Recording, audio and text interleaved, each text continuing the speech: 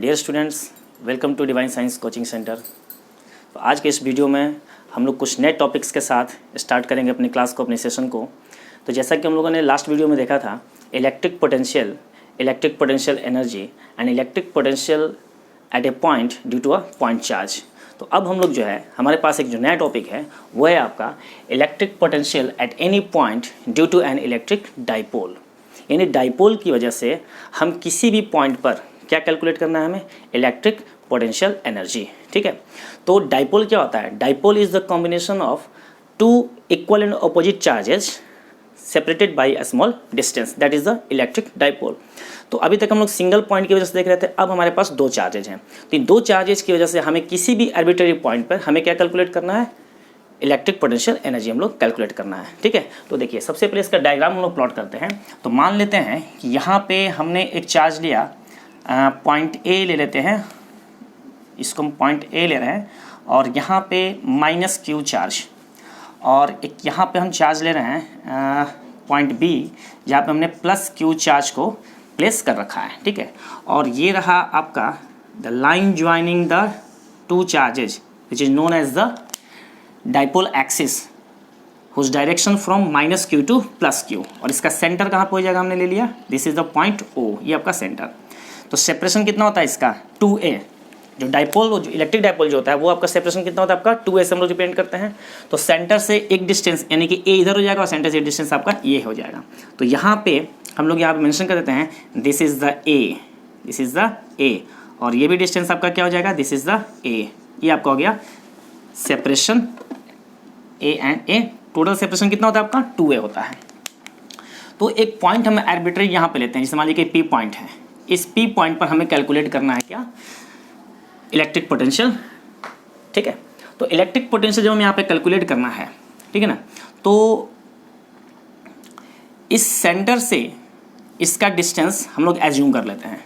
ठीक है, इस सेंटर से और इस चार्ज, दोनों चार्ज से आपका माइनस क्यू चार्ज से प्लस क्यू चार्ज से इस पॉइंट का कोई डिस्टेंस होगा। ठीक है, तो यहाँ से इसे हम जो है इसको प्लॉट करते हैं। तो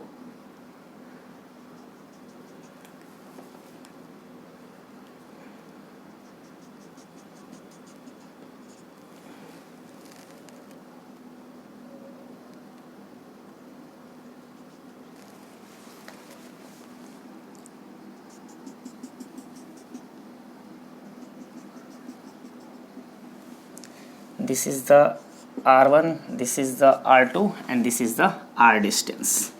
ये आपका हो गया, ठीक है, सेंटर O। ये आपका डाइपोल हो गया, ये आपका सेंटर O हो गया। इस चार्ज से इस पॉइंट का distance R1 plus Q charge से इस पॉइंट P का डिस्टेंस आपका हो गया R2, और सेंटर से इसका जो डिस्टेंस है दैट इज द R। ठीक है, और ये जो है यहाँ से कुछ एंगल आपका सबटेंड करेगा, दैट इज द थीटा। यानी OP जो है सेंटर O से P तक का, यानी OP कितना एंगल आपका सबटेंड कर रहा है आपका, थीटा एंगल। किसके डायरेक्शन से, डाइपोल एक्सिस के डायरेक्शन से, क्योंकि डाइपोल एक्सिस का जो डायरेक्शन होता है वो minus Q to plus Q होता है। ठीक है, तो यहाँ पर अगर हम चाहें तो ये ऐसे हम लोग यहाँ पर डार्क कर सकते हैं, this is the P, dipole moment P। ये क्या हो गया आपका, डाइपोल मोमेंट P। ये पॉइंट P और ये डाइपोल मोमेंट है, वेक्टर इस पे लगा हुआ, that is the dipole moment P। अब देखिए यहाँ से, तो इसका डिस्क्रिप्शन हम क्या लिख सकते हैं, consider a point, any point P where electric potential is to be determined due to the charge minus Q and plus Q. ठीक है, और वो कितने डिस्टेंस पे आपका है, R1 डिस्टेंस आपका माइनस क्यू चार्ज से, और R2 distance that is the plus Q charge से। ठीक है, तो इसको हम डिस्क्रिप्शन थोड़ा सा लिख लेते हैं यहाँ पे। तो consider P be any point, P be any point at a distance R from center O, centre को नेमिंग कर दिया हमने O, centre O of an electric dipole AB. Consider P be any point at a distance R from center O of an electric dipole AB. Let OP makes an angle theta with dipole moment P, dipole moment P, यानी OP जो है कितना angle आपका subtend कर रहा है, theta angle आपका subtend कर रहा है P से। अब देखिए यहाँ पे हम लोग क्या करेंगे, इस प्लस Q पॉइंट यानी पॉइंट जो B जो है यहाँ से एक परपेंडिकुलर हम ड्रॉ करेंगे OP पर, और एक हम परपेंडिकुलर ड्रॉ करेंगे इस पे, ठीक है। तो इसका नेमिंग हम कर देते हैं यहाँ पे, इसको रिप्रेजेंट करते हैं हम लोग पॉइंट C से, और इसको पॉइंट हम D से रिप्रेजेंट करते हैं। This is the D and this is the C। फिर से देखिए प्लस Q चार्ज से हमने OP वाले लाइन को एक्सटेंड करके प्लस Q से यहाँ पे परपेंडिकुलर ड्रॉ किया, दैट इज द D, और इसी एक्सटेंडेड लाइन पर हमने माइनस Q से एक लाइन परपेंडिकुलर ड्रॉ किया इस लाइन पे, दैट इज द C, ठीक है। तो ये हो गया आपका AC और ये क्या हो गया आपका BD। अब देख, तो इसका में डिस्टेंस हो गया। अब हम पॉइंट P का इस चार्ज से डिस्टेंस को हम लोग मेंशन करते हैं। Let R1 be the distance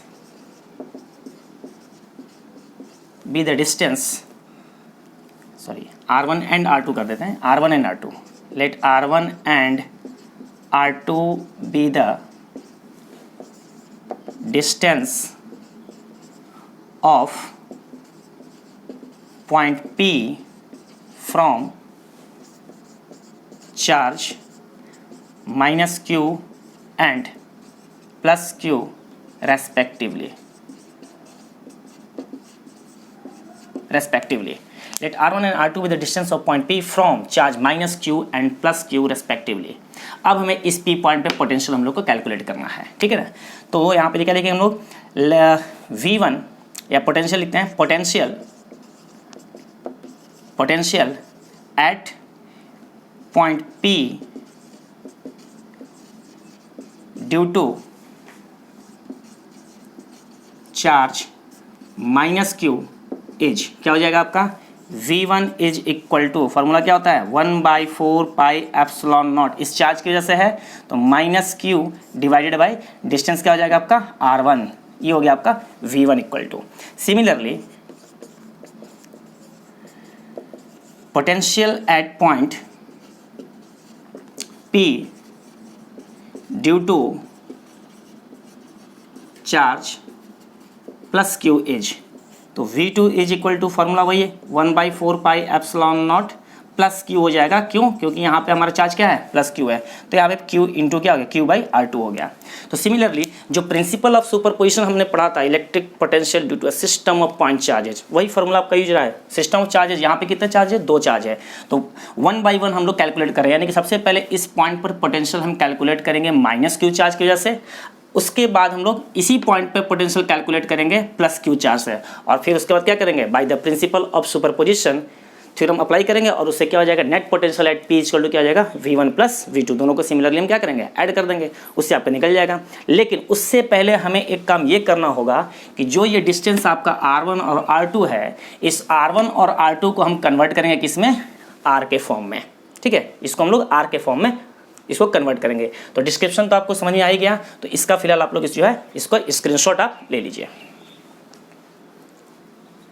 तो अब हम लोग नेट पोटेंशियल यहाँ पे कैलकुलेट करेंगे, तो हम क्या लिखेंगे यहाँ पे, net potential at P is, तो V is equal to V1 plus V2, दोनों का वैल्यू आप ले लीजिए, तो 1/4 पाई एप्सिलॉन नॉट। अब देखिए यहाँ पे माइनस Q/R1 और Q/R2, ये दोनों आपका क्या है, कॉमन आ जाएगा, तो डायरेक्टली हम क्या करते हैं, इसको हम कॉमन ले लेते हैं, तो यहाँ पे डायरेक्ट हम लिख सकते हैं Q/4 पाई एप्सिलॉन नॉट, और यहाँ पे देखिए क्या आ जाएगा, minus of 1/R1 plus 1/R2, तो इसको हम लिख सकते हैं Q/4 pi epsilon not 1/R2 minus 1/R1, this is the, ये आपका क्या आ गया, पोटेंशियल, नेट पोटेंशियल आपका आ गया इसके फॉर्म में। इसको हम कर देते हैं क्या, इक्वेशन फर्स्ट कर देते हैं, इसको हम क्या लेते हैं, इक्वेशन फर्स्ट। अब हम इस R1 और R2 को R के टर्म में जो है हम लोग इसको कन्वर्ट करेंगे, तो इसको हम लोग कन्वर्ट करते हैं इस के फॉर्म में। तो अब देखिए यहाँ से कुछ ज्योमेट्री हम लोग यूज करेंगे, ठीक है, कुछ हम लोग ज्योमेट्रिकल को हम लोग यूज करेंगे। तो ज्योमेट्रिक जब हम यूज करेंगे तो देखिए, अब हम लोग जैसा कि जानते हैं कि डाइपोल जो होता है उसमें दोनों चार्ज के बीच का सेपरेशन क्या होता है, बहुत ही स्मॉल होता है। तो जब ये सेपरेशन आपका बहुत ही स्मॉल है और ये पी पॉइंट कोई ज़रूरी नहीं है कि पी पॉइंट बिल्कुल ही पास हो सेंटर हो से, वो लार्ज भी हो सकता है, वेरी वेरी लार्ज भी हो सकता है। तो उस कंडीशन में हम लोग क्या करेंगे, यहाँ पे इस लाइन को एज्यूम करते कि दिस लाइन यानी A P is equal to P C. इसको क्या कंसिडर करेंगे, A P is similar to equivalent to P C. तो देखिए यहाँ पे लिखेंगे क्या कि here R1 is equal to, R1 किसको डिपेंड कर रहा है, ए पी को। तो यहाँ पे क्या लिखेंगे हम लोग, ए पी, और ये आपका इक्विवेलेंट है किसके, हम एज्यूम करेंगे उसको सी पी या पी सी भी लिख सकते हैं, पी सी।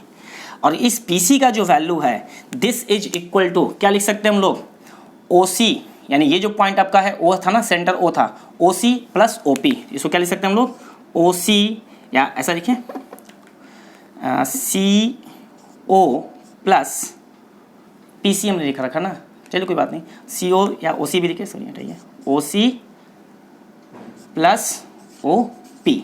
तो ओ सी का वैल्यू क्या हो जाएगा, यहाँ से देखिए ओ सी का वैल्यू, अगर ये एंगल थीटा है तो ये भी एंगल आपका क्या हो जाएगा, थीटा। अगर ये एंगल थीटा है तो ये भी एंगल क्या हो जाएगा आपका, थीटा। अब ये जो डिस्टेंस आपको दिख रहा है ये किसके बराबर है, ए के बराबर है।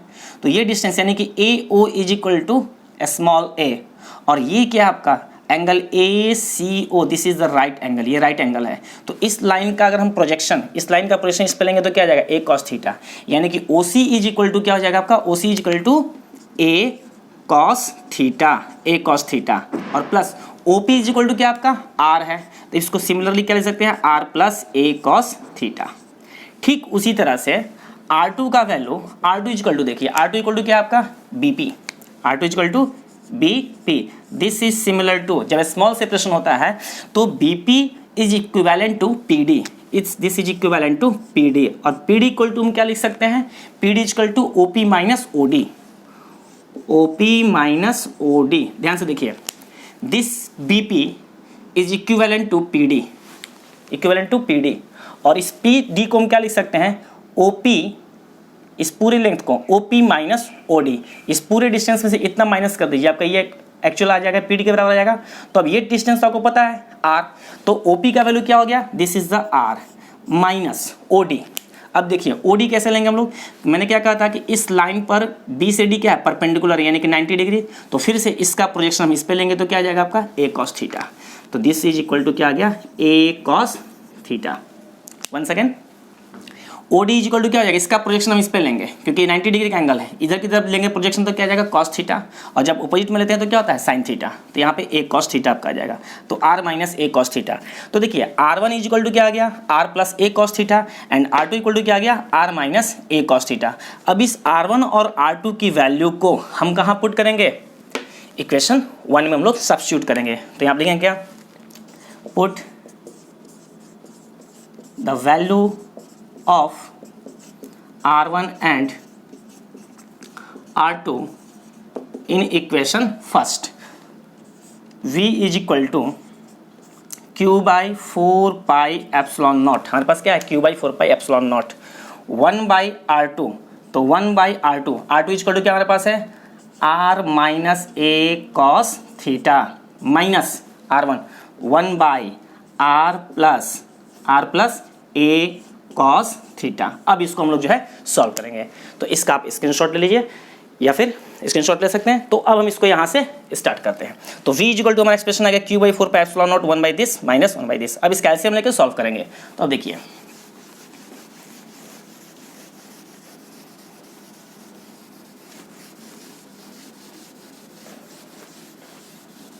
अब इसको जो हम लोग यहाँ से सॉल्व करेंगे, तो v equal to Q by 4 pi epsilon naught. अब इसका एलसीएम लेंगे, तो एलसीएम लेंगे तो क्या आ जाएगा, R minus A cos theta into R plus A cos theta. अब देखिए यहाँ ब्रैकेट, तो ये वाला टर्म यहाँ पे आ जाएगा, एलसीएम लोगे तो R plus A cos theta, और यहाँ माइनस ये टर्म यहाँ पे जाएगा तो माइनस R और प्लस हो जाएगा A cos थीटा।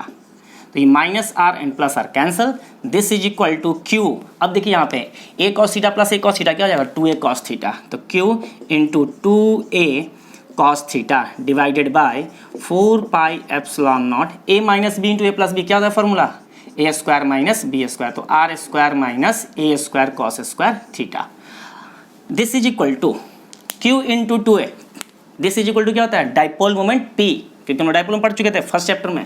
तो Q इंटू 2a क्या हो गया आपका, P cos theta divided by 4 pi epsilon naught R square minus a square cos square theta.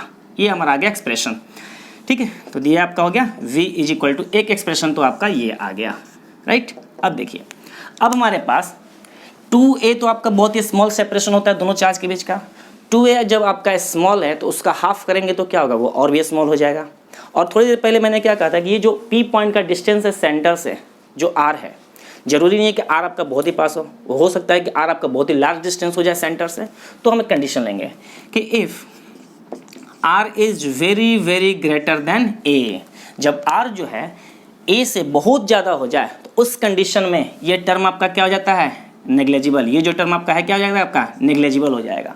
तो इक्वेशन क्या हो जाएगा, तो देयरफॉर यहाँ पे लिख देंगे then v is equal to P cos theta divided by 4 pi epsilon naught, और ये टर्म आपका नेग्लेजिबल आर स्क्वायर के कंपेरेटिवली, तो इसको जीरो हो जाएगा। तो क्या बचेगा, सिर्फ आर स्क्वायर, तो इनटू आर स्क्वायर। तो दिस इज द कंडीशनल, यानी जब ये कब होगा, जब r is very very greater than a, और अगर r और a में कंपेरेटिवली बहुत ही स्मॉल, ज़्यादा डिफरेंस अगर नहीं है, मतलब r जो है ग्रेटर देन a है, वेरी वेरी ग्रेटर देन नहीं है, तो उस कंडीशन में हम लोग इस फार्मूले को यूज करेंगे, यानी कि हमारा फार्मूला हो जाएगा। तो इसमें आपका क्या आ गया, v is equal to P cos theta by 4 pi epsilon naught r square. ये P क्या है, डाइपोल मोमेंट है, इस पॉइंट में कंफ्यूज मत होना, this P is the dipole moment.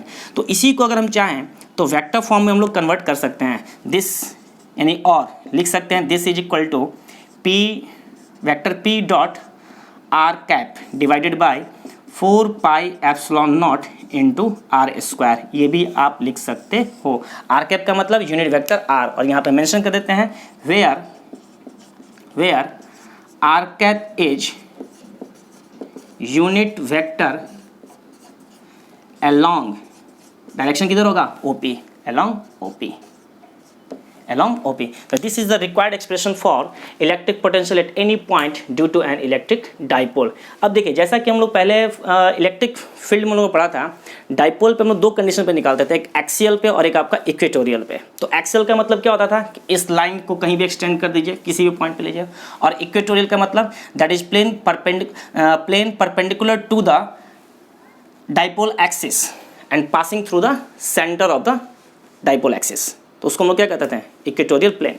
तो वो कंडीशन हम यहाँ पर भी फुलफिल कर सकते हैं, सिर्फ आप थीटा को चेंज कर दीजिए। सपोज अगर ये थीटा इक्वल टू 0 हो जाए, ये थीटा अगर 0 हो जाए, थीटा 0 का मतलब क्या कि OP जो है, अगर ये थीटा 0 होगा तो OP कहाँ जाएगा, एक्सिस पे आ जाएगा, इस तरह से मूव करेगा। अगर ये एंगल, क्योंकि थीटा एंगल कौन फॉर्म कर रहा है आपका, सबटेंड कौन कर रहा है, OP सबटेंड कर रहा है। तो थीटा 0 का मतलब क्या कि OP जो है कहाँ पे आ गया आपका, इस लाइन पे आ गया, पहला कंडीशन। तो इस लाइन पे जब आ जाएगा तो उसको क्या करते हैं हम लोग, एक्सियल। और अगर थीटा 90 डिग्री हो जाए तो इसका मतलब OP कैसे हो जाएगा, परपेंडिकुलर, ऐसे हो जाएगा। तो इस वाले को हम क्या कहते हैं, इक्वेटोरियल। तो इसी में हम लोग दो केस कंसीडर कर सकते हैं, जैसे कि देखिए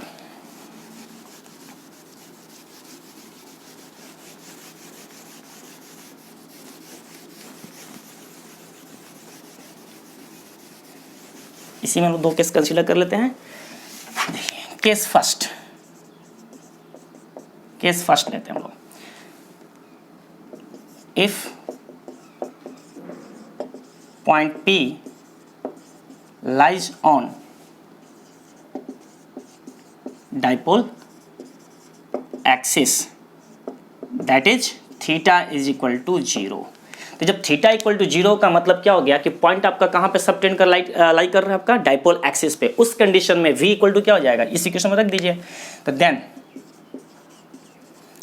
v is equal to P cos 0 by 4 pi epsilon naught into are square. तो therefore v is equal to P by 4 pi epsilon naught into 1 by R square. This is the expression for electric potential at any point on the dipole axis. ठीक है, अब देखिए जरा सा, इसी को हम क्या लिख सकते हैं, इसी चीज़ को हम थोड़ा सा और क्या कर सकते हैं, इसमें चेंजेस हम इसको लिख सकते हैं, और v is inversely proportional to R square लिख सकते हैं। देखिए कैसे, dipole moment constant, 4πε0 constant, variable क्या हुआ r, तो हम लिख सकते हैं v is inversely proportional to r square. तो ये हमारा हो गया केस फर्स्ट हो गया। अब इसमें हम लोग केस सेकंड लेंगे। केस सेकंड में मैंने क्या कहा, थीटा को आप मूव कर दीजिए कहाँ पे, 90 डिग्री पे, मतलब इक्वेटोरियल लाइन पे, ठीक है। तो केस सेकंड अब हम लोग लेते हैं।